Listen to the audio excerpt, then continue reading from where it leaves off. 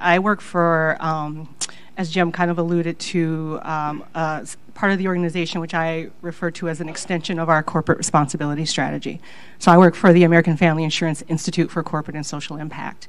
And we are a venture capital firm that invests in early stage social impact startups.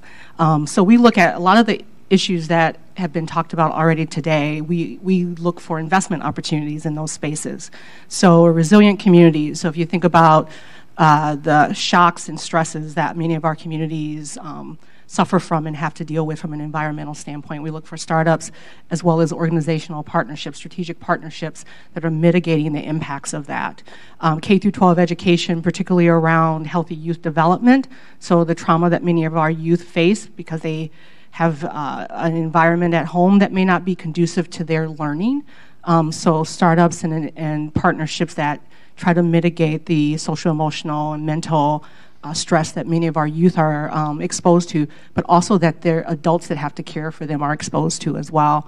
And then academic learning and achievement. So how can we help close equity gaps in educational disparities within the K through 12 space, and then economic opportunity for all, which is my area of focus, which looks at how do we provide access to mainstream financial services for communities that have been left out of this conversation. So investments in fintech, as well as investments in justice tech. So we look for startups that are helping mitigate issues related to recidivism. So we look for founders that are formerly incarcerated, as well as startups that may look to provide support for those individuals as well as their families. And so for us, this venture capital model of investment, we feel becomes a sustainable way for us as an organization to support innovation in social impact. We also feel that because this is an extension of our corporate responsibility strategy, that is a way that we can attract and retain not only tech talent, but next generation diverse talent.